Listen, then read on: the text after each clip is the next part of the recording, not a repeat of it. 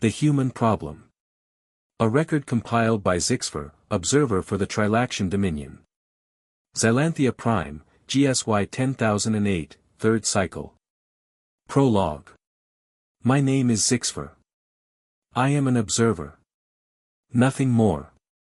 On my homeworld of Xylanthia, a garden-class world with amber skies and silver-leafed forests that sing when the wind moves through them, we were never warriors.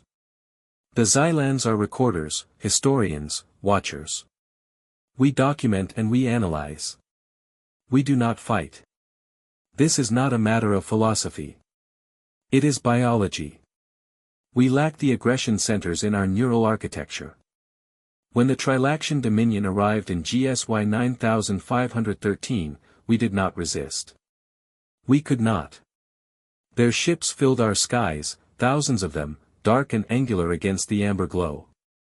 The High Warlord at the time, a being named Vorketh the Conqueror, offered us a choice, submission or annihilation. We chose submission. It was not a difficult decision for a species that had never raised a hand in violence. The Dominion classified us as a non-combatant species and assigned us roles suited to our nature. I became an observer. My task was to monitor the Galactic Council and report developments affecting Dominion interests. For 40 standard cycles, I have fulfilled this duty with precision. A Xylan observer must be impartial. We do not take sides. We record facts, analyze patterns, and submit our findings. I have observed the rise and fall of Dominion influence, the subtle shifts in Council alliances, and the quiet desperation of conquered species who smile for their masters while dreaming of freedom. I have recorded it all without comment because comment is not my role. But I am breaking that rule with this record. This is the most important compilation I have ever assembled.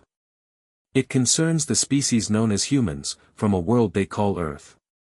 The Galactic Council classified Earth as a Class 12 deathworld, the highest designation in the known galaxy.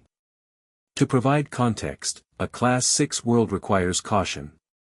Class 8 demands protective equipment for extended stays. Class 10 is uninhabitable for most species. Class 12 means only a deathworld native can survive there without assistance. Every instinct, every reflex, every evolutionary adaptation of a Class 12 species is shaped by constant mortal threat. The Council did not understand what that classification truly meant for the beings who evolved on such a world. Not until it was too late. I was not present in the Council chambers during these events. The Dominion does not permit observers on the Council floor. I watched everything through holographic recordings, security feeds, diplomatic transcripts, and military after-action reports. What follows is an accurate reconstruction of what transpired between the human year 2291 and the human year 2510, a period of 219 human years that changed the balance of power in the galaxy forever. I begin this record in the human year 2507. Galactic Standard Year 12507. The year the humans declared war on the Trilaction Dominion. But to understand why, we must go back to the beginning. GSY 9832, human year 2291. A species from the third planet of an unremarkable yellow star in the Orion Arm achieved faster-than-light travel. The humans called their breakthrough the Einstein-Rosen drive, after two of their ancient scientists. I have read their papers on the subject, dense, theoretical works filled with equations that still challenge Dominion physicists. The drive was crude and inefficient. It bent spacetime in a way that created wake signatures detectable across several light-years. And it worked. The first human FTL vessel, the UNSS Horizon, was a science platform with a prototype drive bolted to its hull. Its crew numbered 37. Its mission was simple: go somewhere no human had ever gone and come back. They found the Plynths. In the human year 2293, the Horizon encountered a Plynth trading convoy in the Zeta Reticuli system. The Plynths are a mercantile species, infamous throughout known space for trading with anyone regardless of reputation. Their vessels are modular, ugly, and extraordinarily practical, each one a floating marketplace. The recordings of that first contact are remarkable. The human captain, David Whitfield, responded to the appearance of a Plynth vessel with what I can only describe as aggressive curiosity. He hailed them on every known frequency simultaneously: radio, laser, neutrino, subspace. His communications officer later reported that Whitfield paced the bridge like a caged animal, demanding responses every 30 seconds. When the Plynths finally responded, Whitfield introduced himself, his ship, and his entire species in under 30 seconds. The Plynth trading master, Grelthak the negotiator, later reported he found the encounter deeply unsettling. Humans spoke quickly, moved erratically, and seemed to have no concept of personal space. Whitfield attempted to shake Grelthak's hand, a human greeting gesture, which the Plynth interpreted as an aggressive maneuver. But they traded well. That is what matters. The humans exchanged samples of art, music, and manufactured goods for Plynth star charts, translation databases, and cultural guides.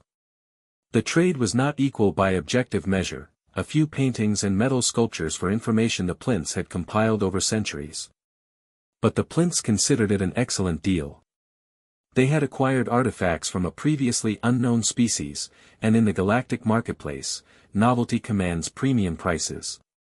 The human negotiators, I later learned, knew exactly what they were doing. They understood that the Plynths valued uniqueness over utility. They deliberately offered items that could not be replicated: hand-painted canvases, individually sculpted metalwork, music recordings that captured specific performances. Each item was one of a kind. The Plynths could not resist. Over the next 2 decades, the Plynths introduced humans to other species. The gentle Quarrens, who communicated through bioluminescent patterns that shifted across their skin like living auroras. The stoic Therans, whose homeworld had gravity so high that few species could visit. The mysterious Vex, who never showed their faces and spoke through translation matrices. The humans absorbed information like a desiccated sponge hitting water. They learned languages, studied customs, reverse-engineered technology. Within 10 years of first contact, human ships were among the most advanced in the Outer Rim, not because their technology was superior, but because they adapted alien technology faster than any species the galaxy had ever seen. GSY 9868, Human Year 2335. The Terran Unified Government formally applied for membership in the Galactic Council. The application was 3,000 pages long. It contained detailed descriptions of human government, history, technology, biology, law, and culture. The Council spent 6 months reviewing it and then, by a vote of 187 to 16, rejected it. The official reason was that humans were too young as a spacefaring species. 44 years was insufficient for mature membership. The unofficial reason was fear. I have reviewed the Council records. Representative Voreth Kix of Ryloth argued humans expanded too quickly, their territorial ambitions unprecedented. He presented charts showing colony growth and technological adoption rates exceeding normal curves by factors of 10. Representative Malik Tor of Harkon questioned whether a species from a Class 12 deathworld could integrate peacefully into galactic society. Even some who later became humanity's strongest allies expressed reservations. Representative Sarthel Veth of Centauri voted against initial membership. She later told me she regretted that vote more than any decision in her career. The humans accepted the rejection with surprising grace. They continued expanding, trading, learning. They did not beg or threaten. They simply waited. I have come to understand that this is a uniquely human trait, patience, when it suits them. 10 years passed. In GSY 9876, the human year 2346, a human merchant vessel operating near the Centauri system responded to a distress signal. A private transport carrying Representative Sarthel Veth and her 2 children had suffered a catastrophic drive failure and was drifting into a radiation belt. The radiation would have been fatal to Centauri biology within hours. The human ship, the SS Deliverance, under Captain Marcus Holt, diverted course and performed a rescue operation the Centauri later described as reckless, impossible, and extraordinarily brave. I have interviewed several witnesses to this event. The picture they paint is one of controlled desperation. Holt took his ship into the radiation belt, matching velocity with the drifting transport. His helm officer, a woman named Lieutenant Barnes, held the approach vector with millimeter precision while radiation alarms screamed through the ship. Holt personally donned an emergency vac suit and crossed open space with his engineering officer, Chief Torres, to reach the Veth family. The transport's docking port had been damaged in the drive failure. Holt used a cutting torch, a tool designed for hull repairs in vacuum, to force it open manually. He carried Representative Veth's youngest child across open space in his arms, his suit's emergency thrusters firing in short bursts to keep them on course. Chief Torres followed with the other child and the representative herself. Radiation levels on the Deliverance's hull were so high that the ship's exterior sensors registered them as weapons fire. Holt and Torres were exposed for nearly 4 minutes beyond their suits' rated tolerance. They spent 3 months in medical treatment afterward. But they got the Veth family out. Holt pushed the disabled transport clear of the radiation zone using the Deliverance's main engines, sacrificing the drive system in the process. Representative Veth and her children survived without permanent injury. When asked later why he risked his life and his ship for strangers, Holt said simply, "Because they needed help, and we were there." Representative Veth never forgot. For 5 months, she argued on humanity's behalf. She spoke of the rescue in detail, describing the bravery of Captain Holt and his crew. Humans had risked their lives for people they had never met from a species they barely knew. What kind of species did that, if not one worthy of membership? She was joined by Representative Cor Maltese of the RAN and Representative Saren Thix of Quoran. Maltese spoke of human reliability in business dealings. Thix spoke of human scientists who shared discoveries freely without demanding credit. The opposition was fierce. The Trilaction Dominion argued vehemently against human membership. Their representative, Thravos, warned that admitting humans would destabilize the region. But in GSY 9877, by a vote of 112 to 91, humanity was granted junior membership status. GSY 9877, Human Year 2347. For 160 years, humans held junior membership. They had a voice but no vote. They were subject to council oversight but not entitled to council protection. Second-class citizens. It did not slow them down. By the human year 2507, humans had settled 75 worlds. New Chicago rose on a prairie world in the Kepler system, where 6-legged grazers migrated across grassland stretching thousands of kilometers. The colonists built their city on a river delta, using native stone that glittered with embedded minerals. It was their 3rd colony and the first to achieve full self-sufficiency within a single year. New Delhi was built on a tropical planet circling a bright orange star, where indigenous flora produced breathtaking bioluminescent displays every night. The human colonists learned which plants were edible, which were poisonous, and which could be harvested for medicine within months of landing. They adapted their architecture to the constant warmth, creating open-air structures with passive cooling systems that required no energy input. Nova Terra occupied a binary system with twin suns that never truly set. Humans designed quarters with automated light-blocking systems that cycled artificial darkness on a 24-hour schedule regardless of external conditions. The colony's first mayor famously remarked that her people would sleep when they damn well pleased. Armstrong's Rest was carved into a cratered moon, a subterranean colony where humans lived beneath kilometers of rock. They grew food under artificial lights, recycled every molecule of water, and maintained atmospheric systems that would have been the envy of most spacefaring species. The colony's children had never seen an open sky, and psychological reports indicated they did not miss it. Jefferson's Pride was established on an agricultural world with soil so rich that crops grew twice as fast as on Earth itself. The first harvest produced yields that shocked even human agricultural specialists. Within 2 years, Jefferson's Pride was exporting food to 12 other colonies. Each colony was self-sufficient within 3 standard years. Each had its own government, defense force, and representation in the Terran Unified Government. Humans had created a sprawling interstellar civilization in less time than most species took to establish a single off-world settlement.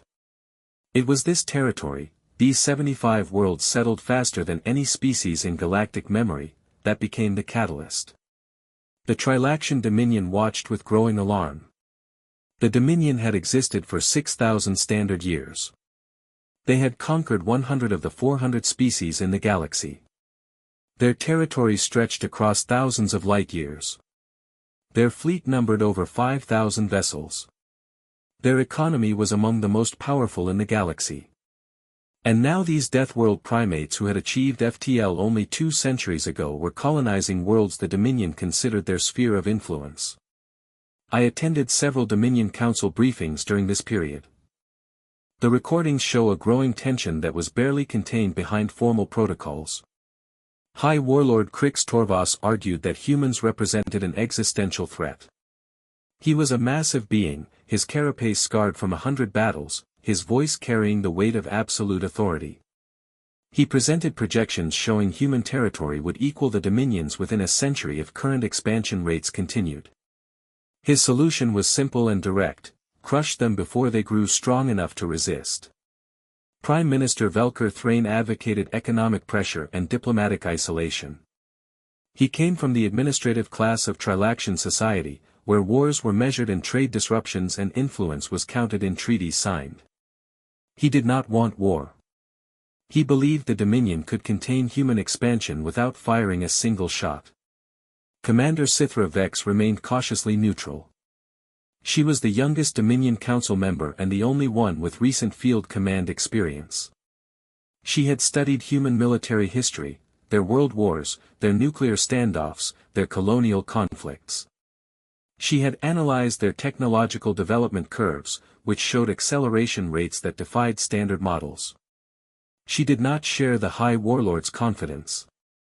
When pressed, she would only say that humans were unpredictable and that any military action should be undertaken with extreme caution. Advisor Morak Thes, the oldest council member, said very little.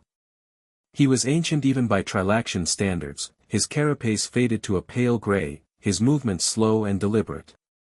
He watched, he listened, and he waited. I have often wondered what he saw during those briefings that the rest of us missed. The final provocation came in GSY 10005. GSY 10005, Human Year 2507. The world humans called New Hope was their 75th colony. It orbited a dim red dwarf in a system surveyed by Dominion scouts 80 years earlier. The Trilactions had rejected it due to extreme radiation. Their survey teams could only remain on the surface for hours before accumulating dangerous doses. The humans settled it anyway. Within 3 years, New Hope had 40,000 people, functioning infrastructure, and a mining operation. The humans were extracting helium-3, known as fusion catalyst XR-7, the essential element for FTL drive production. The deposit was vast enough to supply the galactic community for centuries. Its value was incalculable. The Dominion Council met in emergency session on Torvoss Prime. The chamber was a circular room of dark stone and polished metal, designed to intimidate visitors and remind council members of Dominion power. Tapestries depicting 6,000 years of conquest hung from the walls. High Warlord Torvoss spoke first, his voice echoing through the chamber. The humans have violated Dominion's sovereign territory. Their colony is only 20 light-years from our border. They have established an illegal settlement within our claimed space. They must be removed by force. Prime Minister Velker Thrain countered. Violated? The system was surveyed and rejected. We have no legal claim. If we attack without provocation, we lose moral authority in the council. Moral authority, Commander Sithra Vex repeated. The humans will not care about our moral authority when their ships are firing on ours. I have studied their military history. They have never been conquered. They have never been successfully invaded. Their planet is a death world that has killed every species that attempted to colonize it. We should not assume they will be easy targets. High Warlord Torvoss turned to face her. You counsel fear, Commander. Fear is not strategy. I counsel caution. Caution is a strategy. Fear is what I feel when I consider what happens if we attack and fail. Advisor Veth said nothing. They chose a middle path. 12 warships under Warlord Thessar Vaughn would jump into New Hope and demand withdrawal. If the humans refused, the fleet would demonstrate force. The humans would see the disparity in power and capitulate. The plan was logical. It was based on centuries of Dominion experience. It failed completely. GSY 10005, Human Year 2507, continued. 12 Dominion warships emerged from FTL at the edge of the New Hope system. Warlord Vaughn transmitted a demand for surrender, citing survey rights and ordering evacuation within 72 hours. The Terran defense fleet consisted of 4 frigates. Captain Elena Vasquez responded with a single sentence. "Leave our space." Vaughn considered this an insult. He was a warlord of the Trilaction Dominion, a being who had commanded fleets for 300 standard years. He had conquered worlds. He had exterminated species that defied him. And now a primate from a death world had dismissed him with 3 words. He ordered his fleet to advance. On the human frigate UTSS Dauntless, Commander Rachel Torres watched the Dominion formation begin its approach. Her sensor operator, a young woman named Ensign Patel, was tracking all 12 enemy ships with mechanical precision. Torres's tactical officer, Lieutenant Marcus Webb, had already plotted firing solutions for the 3 most threatening vessels. "Wait for my mark," Torres said. She wanted them closer. She wanted them committed to their formation. She wanted them to believe the humans were frozen in fear. At 500,000 kilometers, the Dominion fleet began to accelerate. "Now," Torres said. The 4 human frigates activated their drives and accelerated directly toward the enemy. What followed was the shortest significant space battle in the recorded history of the Orion Arm. I have reviewed the tactical logs from both sides and still struggle to understand what happened. The human frigates did not form a defensive line. They did not attempt to match the Dominion formation. Instead, they accelerated directly toward the Dominion fleet at maximum velocity, firing kinetic projectiles and missiles in a pattern that appeared random. It was not random. The humans used a tactical doctrine drawn from their ancient military history, what they called the Wolf Pack formation, first developed on Earth over 6 centuries earlier. Each frigate selected a single Dominion vessel, concentrated all firepower on it, then moved to the next target before the Dominion ships could coordinate a response. Within 40 minutes, 6 Dominion warships were crippled or destroyed. One human frigate, the UTSS Dauntless, lost its primary weapon array to a Dominion energy beam but continued fighting with its secondary systems. The Dauntless' captain, a woman named Commander Rachel Torres, reportedly laughed when her weapons officer reported the damage and said, "Then we'll ram them. Plot an intercept course." She did not have to ram anyone. The Dominion fleet broke formation and retreated to the edge of the system, their commander unable to coordinate a coherent defense. Warlord Vaughn's flagship, the Vengeance of Torvoss, had taken 3 direct hits to its engine section and was leaking plasma from its primary reactor. Vaughn ordered a full retreat. Human losses: 1 frigate damaged. 12 wounded. 0 killed. The Battle of New Hope lasted 47 minutes. But its consequences would echo for years. I have since analyzed the tactical logs in detail. The Dominion lost 6 ships and had 6 more damaged. The humans lost none. More importantly, the battle demonstrated something that the Dominion Council failed to recognize: human military doctrine was not simply aggressive. It was fundamentally different from anything the galaxy had encountered. Humans did not seek to outlast their enemies. They sought to overwhelm them before the enemy could adapt. GSY 10005, Human Year 2507, continued. When news reached the Galactic Council, Representative Thravos demanded an emergency session. I watched the recording from my observation station on Xylanthia Prime. The council chamber was vast, a hemispherical space that could accommodate delegates from all 303 member species. The walls were lined with banners representing every species that had ever held membership since the council's founding 40,000 years earlier.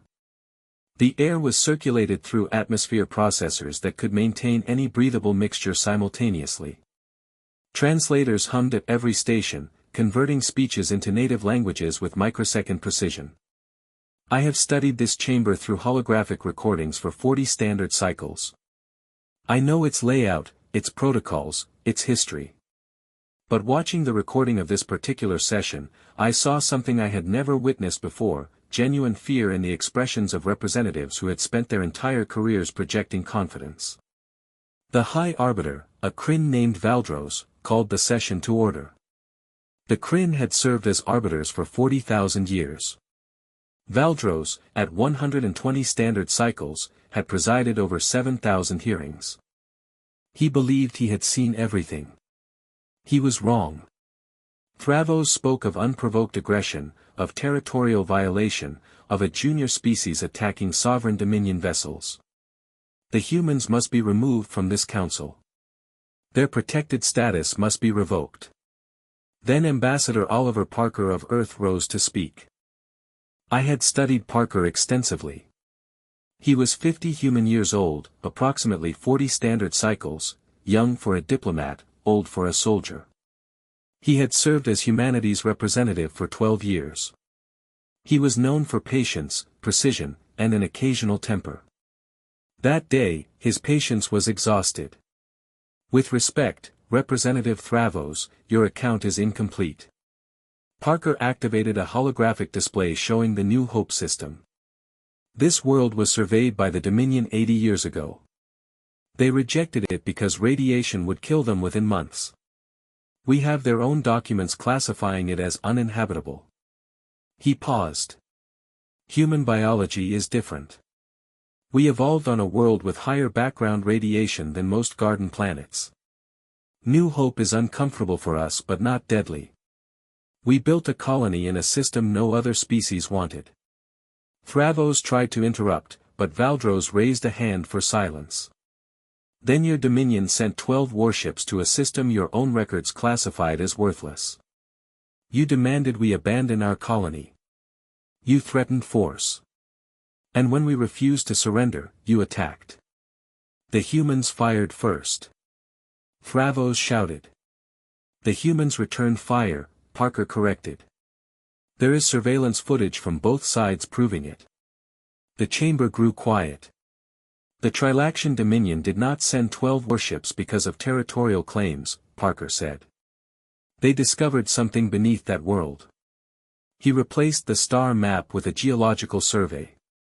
New Hope contains significant deposits of fusion catalyst XR7.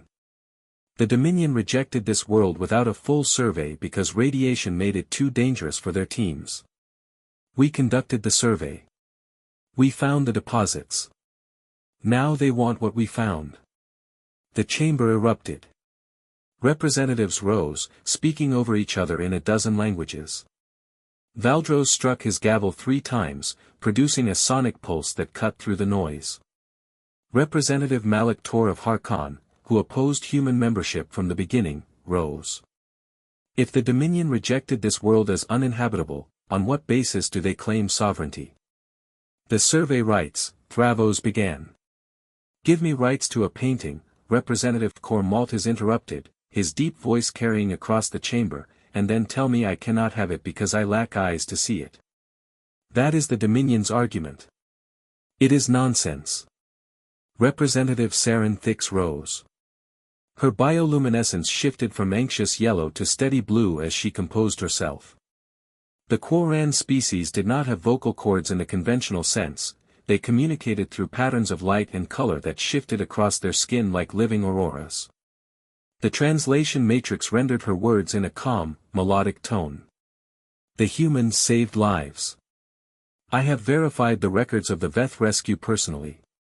Captain Holt and his crew operated under conditions that would have caused most species to flee. They did not flee. They advanced into danger to save beings they had never met. That is not the behavior of an aggressive species. That is the behavior of a species worth protecting. She paused, her patterns shifting to emphasize her next point. My people have collaborated with human scientists for 3 decades. In that time, human researchers have shared every discovery freely. They have never demanded exclusive rights or classified findings for military advantage. They have contributed more to core and medical research in 30 years than most council species have in 300. The issue is not the colony, Representative Voreth Kix of Ryloth countered. The issue is human expansion. They have settled 75 worlds in 200 years. At current rates, they will control 300 systems within another century. Where does it stop? Representative Tork Balvox of Drax rose, his massive frame casting a shadow across his station. I have a question for the human ambassador. He turned to face Parker directly. You claim you are not conquerors. Yet your species has a documented history of warfare stretching back thousands of years.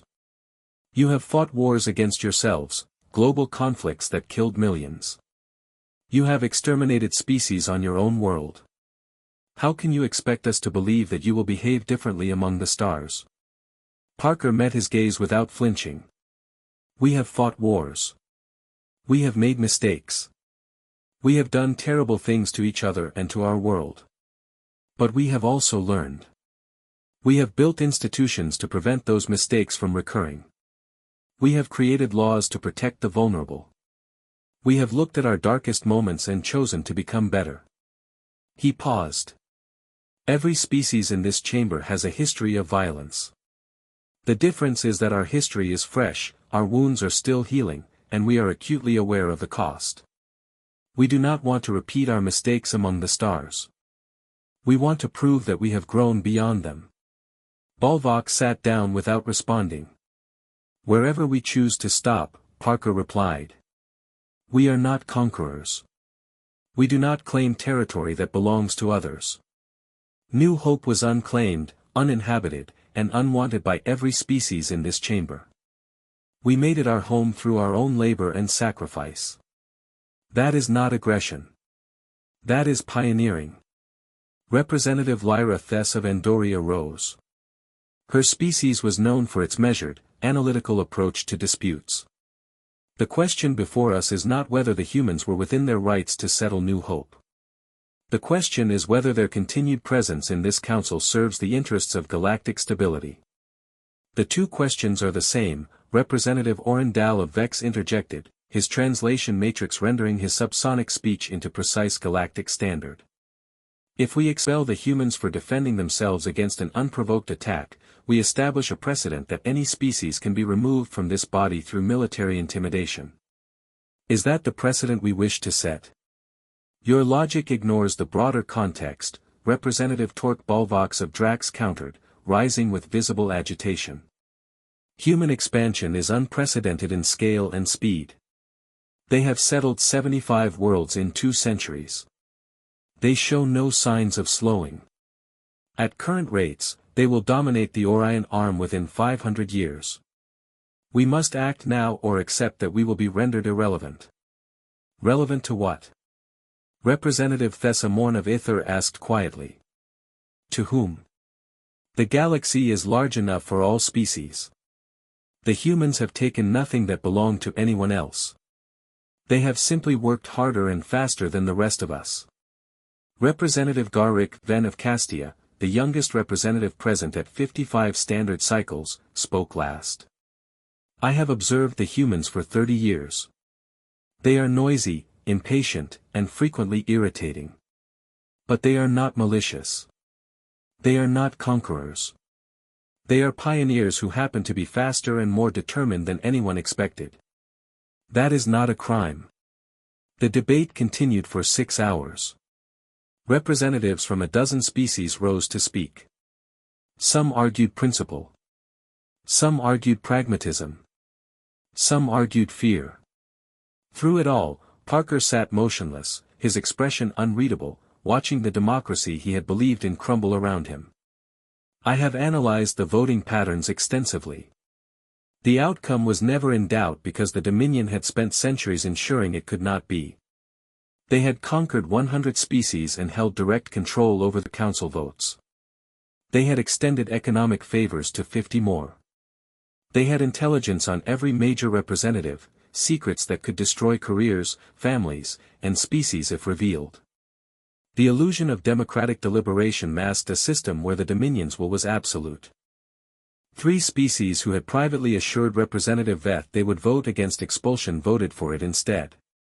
2 of them sent personal messages of apology to Veth afterward, explaining that the Dominion had threatened economic sanctions that would have devastated their homeworlds. The 3rd simply stopped communicating. This is the true nature of the Galactic Council. It was not a community of equals. It was a stage upon which the Dominion performed their dominance while pretending to be just one voice among many. Humans had believed in the ideal. The Dominion ruled the reality. It did not matter. GSY 10005, Human Year 2507, continued. Valdros called for the vote. Representative after representative cast their votes. For expulsion. Against. Abstain. The Dominion had spent 6,000 years building influence. They had conquered 100 species and controlled their votes. They had bribed, threatened, and manipulated dozens more. Sarthel Veth voted against. Cormaltis voted against. Saren Thix voted against. 200 voted for expulsion. The final tally was 200 to 3, with 100 abstaining. Valdros declared the vote binding. Humanity's junior membership in the Galactic Council is hereby revoked. Then Oliver Parker did something no recording could fully capture. He stood at the human delegation station, surrounded by silent representatives of 300 species, and spoke without notes, without the diplomatic filter that had defined his career. You are all puppets. The Trilaction Dominion has spent 6,000 years conquering and intimidating. They turned this council into a tool for their ambitions. And you let them. You voted to expel a species that saved lives, built colonies on worlds no one else wanted, asked only to participate on equal terms. He looked around the chamber, meeting eyes that looked away. You are cowards. Every one of you who voted for this travesty knows the truth. You voted because you were afraid of what the Dominion would do. He gathered his data pads and turned toward the exit. The doors were massive, designed to impress and intimidate, constructed from materials harvested from a dozen worlds.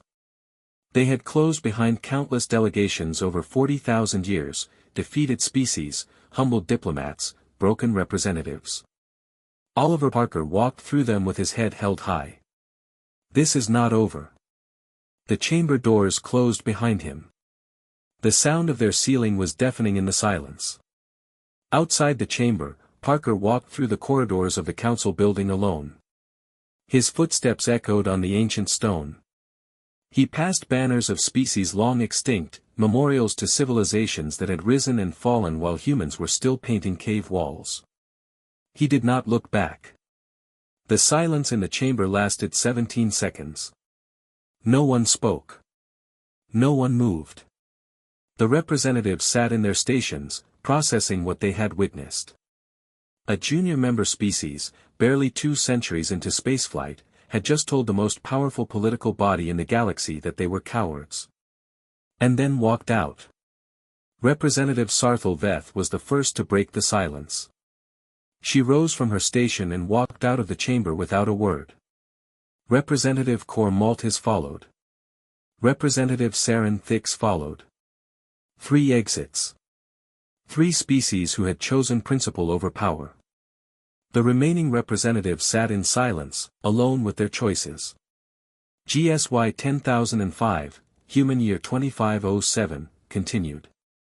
The message from the Council arrived on Earth 12 days later. President Xavier Dovell received it in the middle of the night. He was 65, serving his 4th term, elected in 2491 on a platform of peaceful engagement. He had believed humanity could find its place among the stars through cooperation. The message changed everything. I have reviewed the recording of his emergency session with the Terran Leadership Council. It lasted 14 hours. The discussion was heated, emotional, and ultimately unanimous.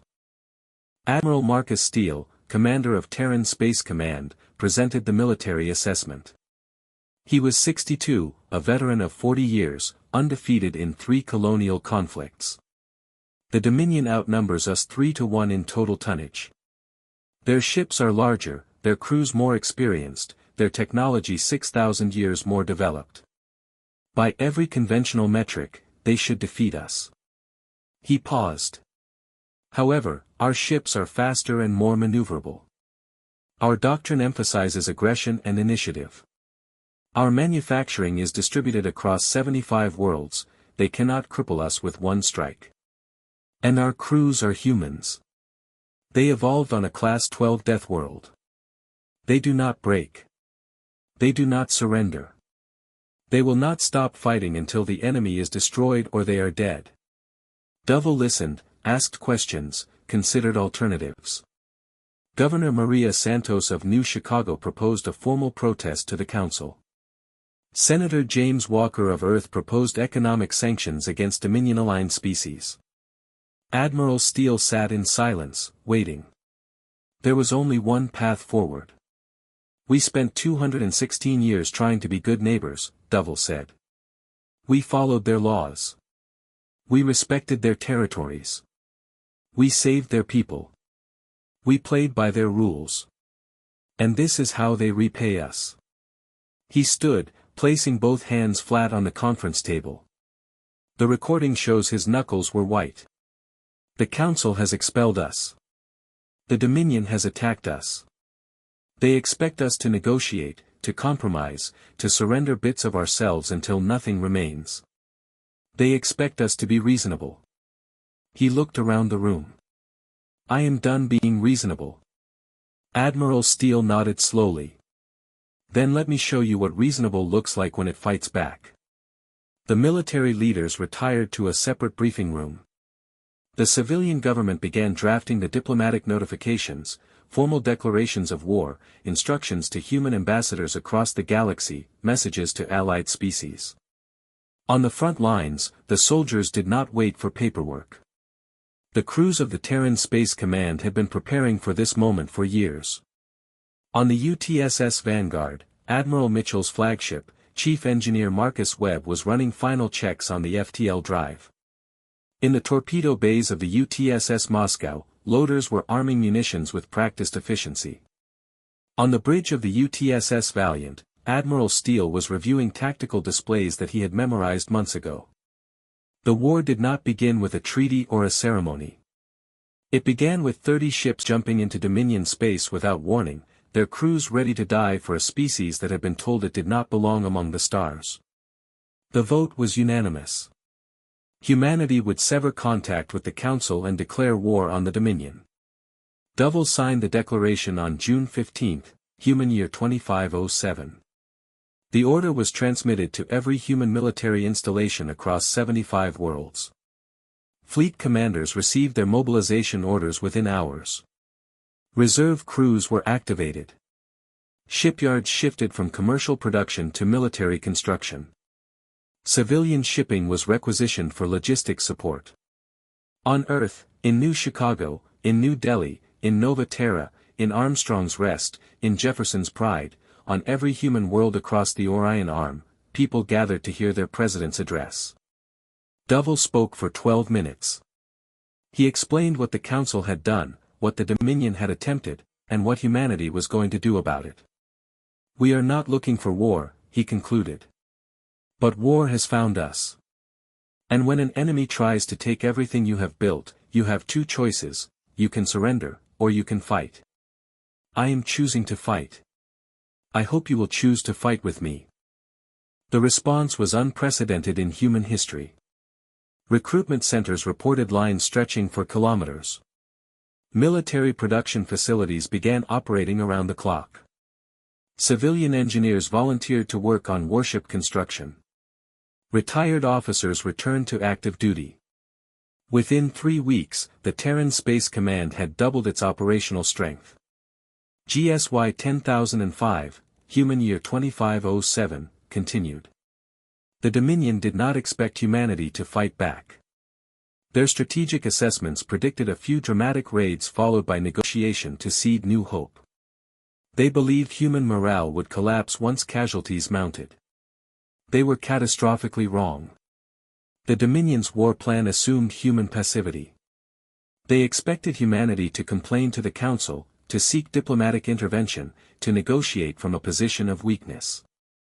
They expected anything except what actually happened. Admiral Sarah Mitchell commanded the First Fleet. She was 58, a tactical specialist who had championed the revived Wolf Pack doctrine since its reintegration into human naval strategy decades earlier. Her colleagues described her as abrasive, impatient, and brilliant. She had predicted a war with the Dominion for a decade and had spent that time preparing.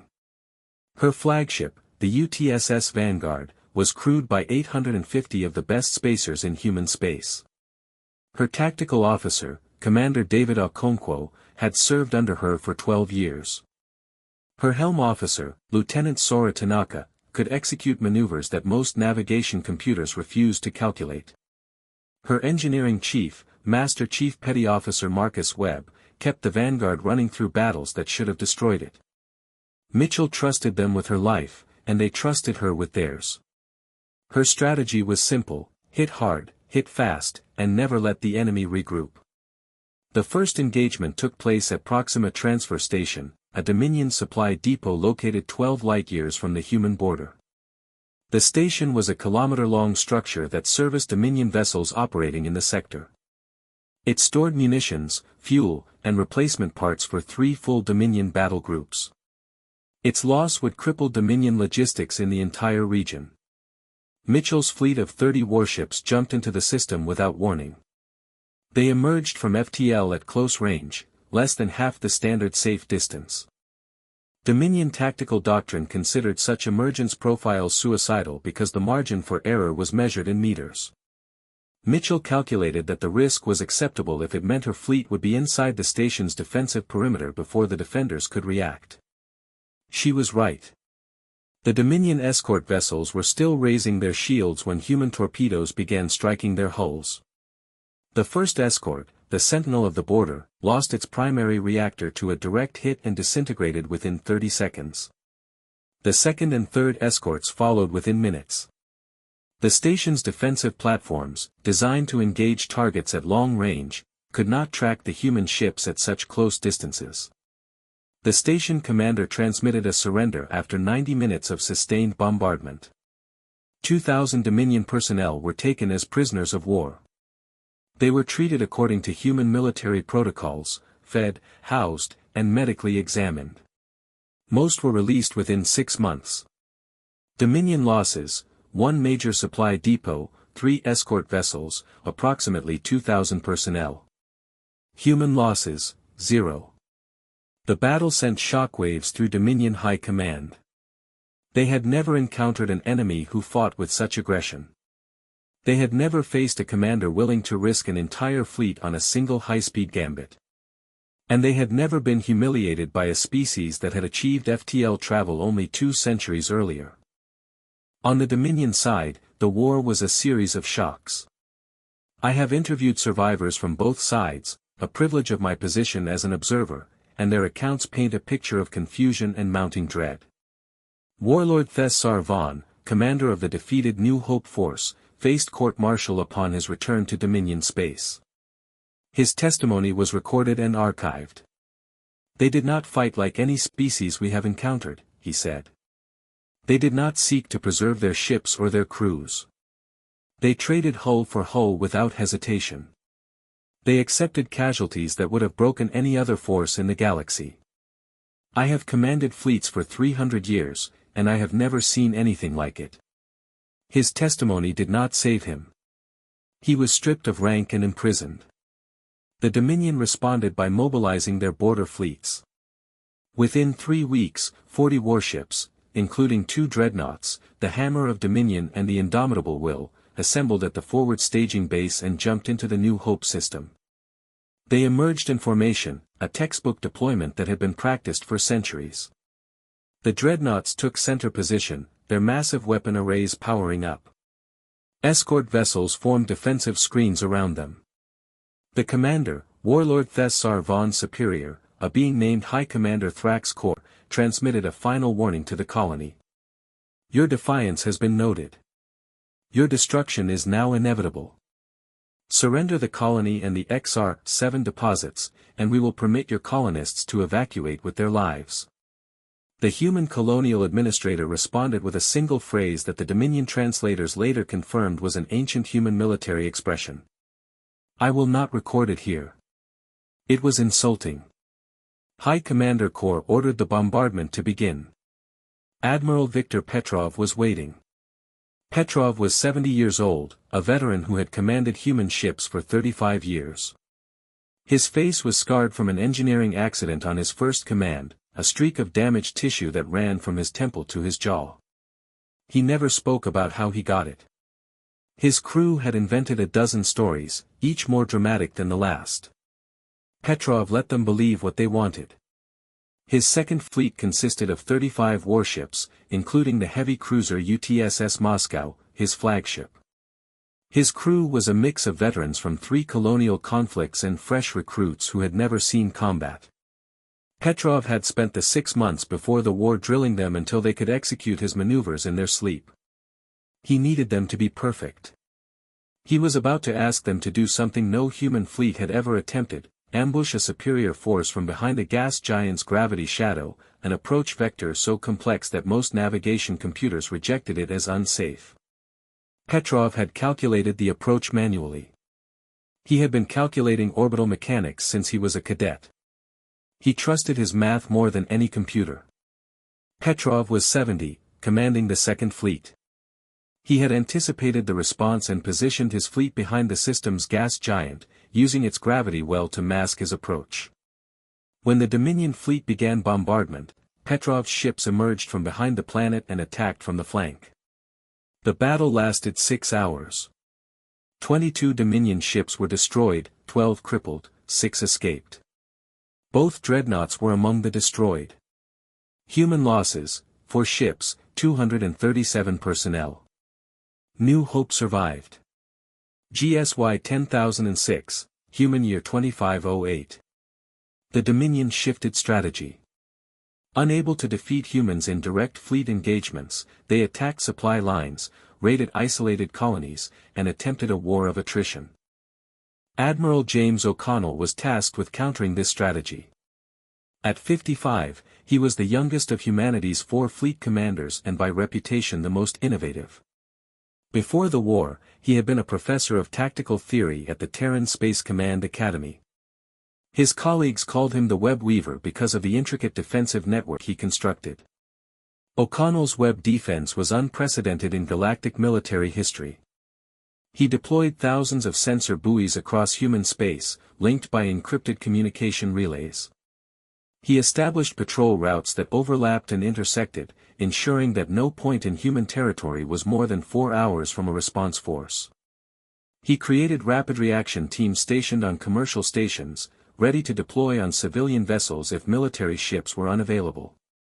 When Dominion raiders attacked a human colony, O'Connell's forces appeared within hours, not days. When Dominion supply convoys attempted to resupply their raiding forces, human warships intercepted them with precise timing that suggested perfect intelligence. The Dominion's raiding campaign collapsed within 6 months. Meanwhile, Admiral Marcus Steele led a deep penetration campaign into Dominion territory that became legendary. His fleet struck at 47 separate targets in 11 months: shipyards, fuel depots, communication hubs, military command centers, and logistics nodes. He never stayed in a system longer than 6 hours. He never attacked a target that was prepared for him. He appeared without warning, delivered catastrophic damage, and vanished before Dominion reinforcements could respond. The Dominion High Command was forced to divert 60% of their offensive forces to defensive duties. Shipyards that should have been constructing new warships were instead repairing damage from Steele's raids. Crews that should have been training for combat operations were instead standing guard over empty space, waiting for an enemy who never attacked where they were expected. By the end of the second year, the Dominion had lost 40% of their military shipbuilding capacity. Their supply lines were in chaos. Their border defenses were stretched thin across too many possible approach vectors. Their fleet morale, once unshakable, was showing cracks. And the humans were not slowing down. They were accelerating. GSY 10007, Human Year 2509. The Dominion Council began to fracture. High Warlord Crix Torvoss slammed his fist on the council table, a gesture so violent that the recording system registered a seismic spike. He demanded total mobilization, conscription of civilian vessels, arming of merchant crews, reallocation of every available resource to the war effort. If we do not win now, he shouted, we will never win. The humans grow stronger with every engagement. Every month of delay makes them more dangerous. Prime Minister Velker Thrain responded with cold fury. You said we would crush them in 6 months. It has been 2 years. Our fleet has been reduced by half. Our economy is in shambles. And you want to throw our civilians into the meat grinder? He turned to the rest of the council. I propose we send an envoy to Earth. Offer a ceasefire. Return to pre-war borders. Let the humans have new hope, it is uninhabitable to us anyway. End this before we lose everything. We have already lost everything, Commander Sithra Vex said quietly. The chamber fell silent.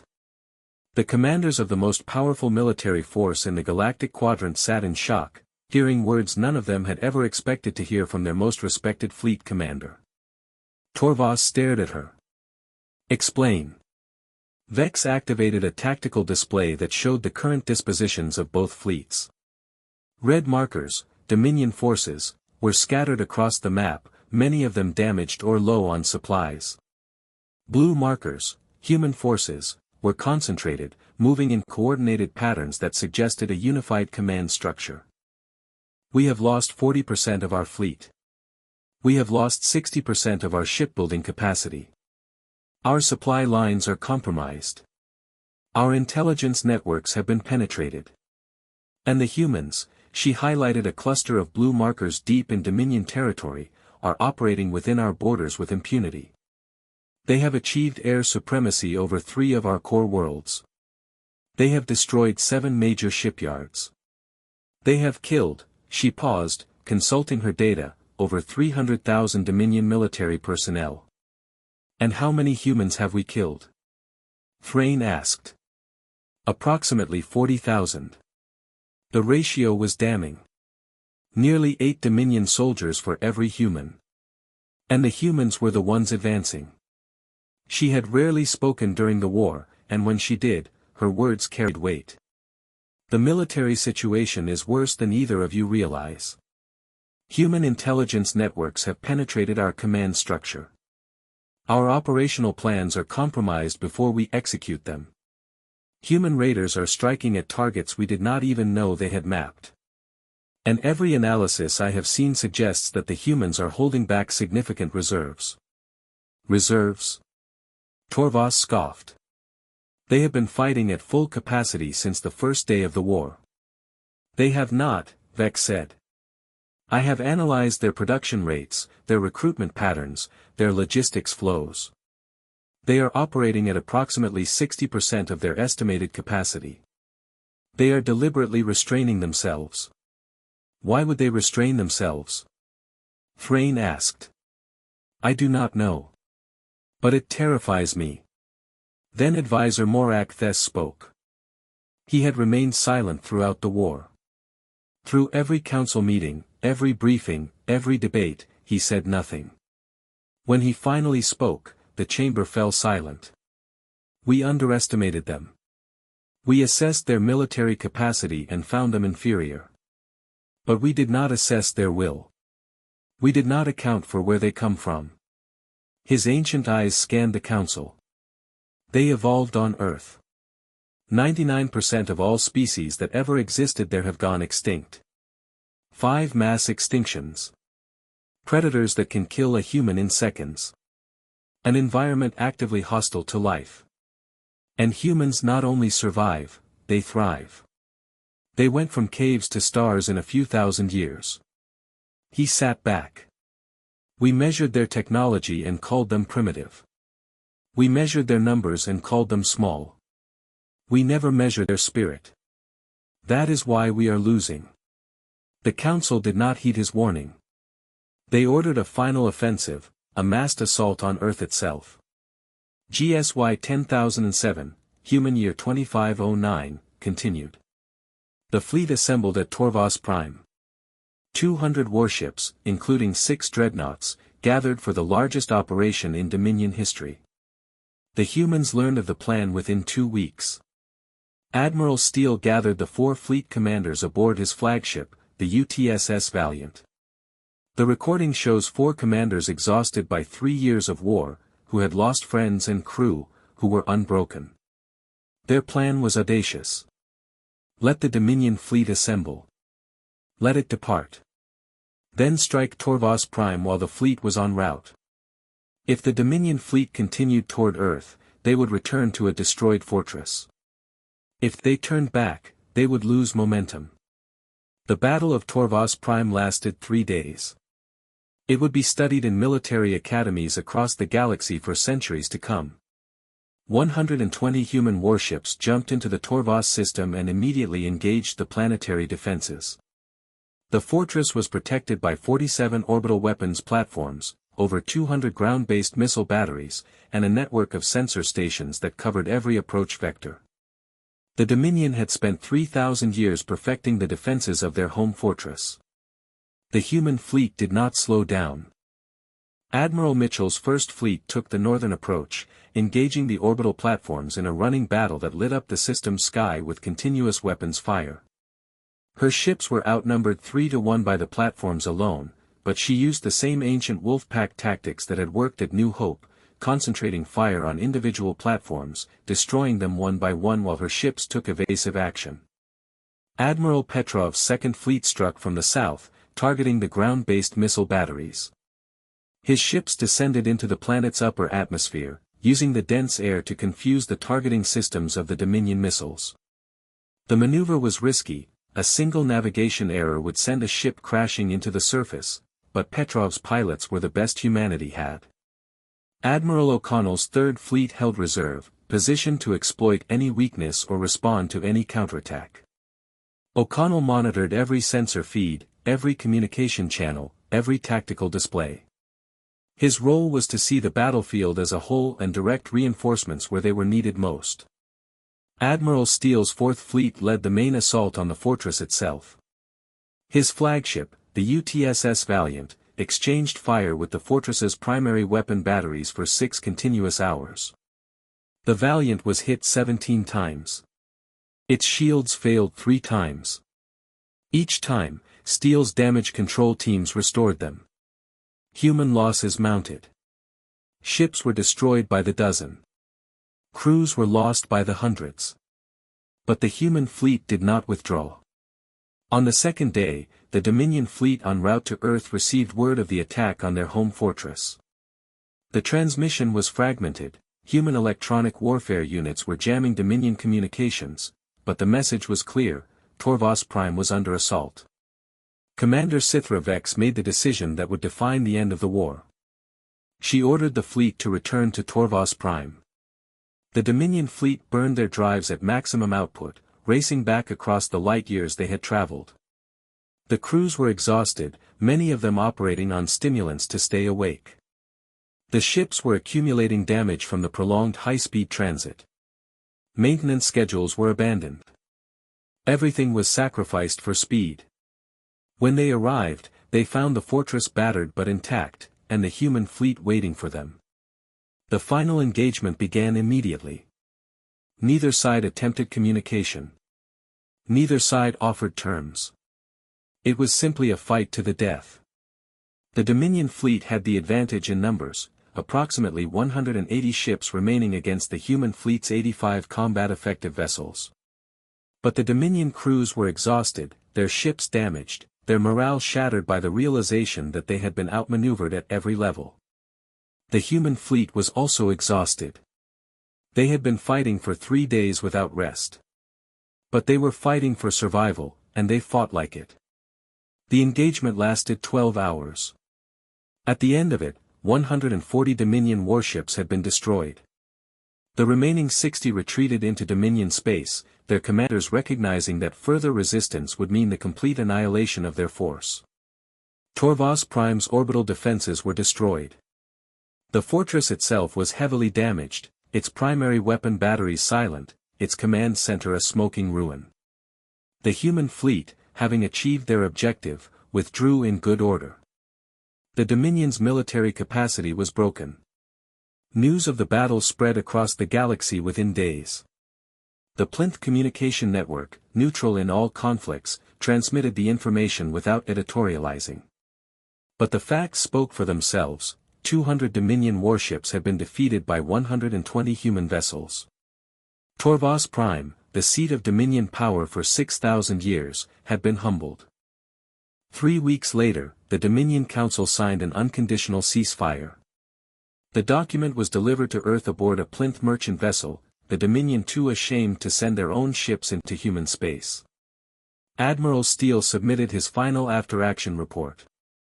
In it, he listed every ship lost, every crew member killed, every lesson learned.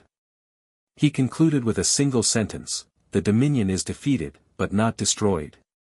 We must ensure they never have reason to test us again. On Earth, the mood was not triumphant. It was relieved. The war had cost humanity thousands of lives and scores of ships. Every colony had families who had lost someone. Every city had memorial services. The victory was real, but so was the cost. President Dovell addressed the Terran Unified Government the day after the ceasefire was signed. We have proven what we are capable of. Now we must prove what we are willing to become. President Dovell received it in the same office where he had received the expulsion notice 3 years earlier. The terms were simple. The Dominion renounced all claims to the New Hope system and any system settled by humans within the previous 2 centuries. They agreed to withdraw all military forces to within their established borders. They agreed to pay reparations for civilian casualties caused by their raids. And they agreed to recognize the Terran Unified Government as a sovereign independent power not subject to Galactic Council authority. Dovell read the terms once. Then he signed them. Tell them we accept, he told the Plynth messenger. And tell them we will remember. Epilogue. The war ended in the human year 2510. The Trilaction military was reduced to less than 20% of pre-war strength. Shipyards were in ruins. Command structure was in disarray. But the humans did not press their advantage. They did not invade Dominion territory or demand reparations. They stopped fighting. President Dovell's speech was broadcast across human space and, through intercepted transmissions, across much of the galaxy. We did not want this war. We wanted to be left alone, to build our colonies and raise our children and explore the stars in peace. The Dominion forced this war on us. We fought because we had no choice. He paused, looking directly into the camera. But we are not conquerors. We have no desire to rule other species or build an empire. We only want what we have always wanted, the freedom to determine our own destiny. The Council, humiliated and shaken by the war's outcome, sent an offer to reinstate humanity's membership with full voting rights and a permanent seat. The message was delivered through the Plynth network, the same channel that had brought the expulsion notice 3 years earlier. President Dovell read the message in his office. He set it aside without responding. The offer remains unanswered. I have analyzed the likely reasons. The humans do not need the Council anymore. They have proven they can defend themselves without galactic protection. They have established trade relationships outside Council oversight. They have shown that membership in the galactic community is not a privilege granted by ancient species but a status earned through strength and determination. The Council needs humanity more than humanity needs the Council. The question is whether the Council is capable of admitting that. The war had consequences beyond the military defeat of the Dominion. The Galactic Council, exposed as a Dominion-controlled institution, lost credibility across the galaxy. 3 species immediately withdrew their membership in protest of the expulsion vote. 12 more quietly began exploring diplomatic relations with Earth. The 100 species conquered by the Dominion began stirring. There were uprisings on 7 worlds within the first year after the ceasefire. The Dominion, weakened and humiliated, could not respond with their former strength. The cracks in their empire were spreading. And humanity continued to grow. New colony applications were flooding the Terran Unified Government's offices. Trade agreements were being negotiated with a dozen species who had previously avoided human contact out of fear of Dominion retaliation. Human ships were welcome in ports that had refused them entry for decades. I sit here on Xylanthia Prime under amber skies, compiling this record. The Dominion still rules, though their grip has weakened visibly. My people are still watchers, still historians of a galaxy that changes faster than we can record. I have learned something I will carry for the rest of my existence. Do not underestimate a species that evolved on a death world. Do not underestimate humanity. They do not break. They do not surrender. When pushed too far, they push back with a force that reshapes the galaxy. This is my record of the human problem. It is not complete. The story is still unfolding. But I have recorded what I have recorded, and I leave it for future observers to add their own chapters. The humans are out there, building, exploring, growing. And the galaxy will never be the same. I close this record with a personal observation, something I have never done in 40 standard cycles of service. I am breaking my oath of impartiality. I am choosing to have an opinion. I am grateful the humans exist. Not because they defeated the Dominion, my people are still conquered, still oppressed, still waiting for liberation. The humans did not free us. They did not try. That was not their war. But they showed us something we had forgotten. They showed us that power is not permanent. They showed us that 6,000 years of dominion can be undone by 2 centuries of determination. They showed us that the strong do not always triumph over the weak. The humans are out there, building, exploring, growing. And I, for one, am watching with hope. End of record. Compiled by Zixpher, Observer Class 3, Xylanthia Prime. GSY 10008, 3rd Cycle.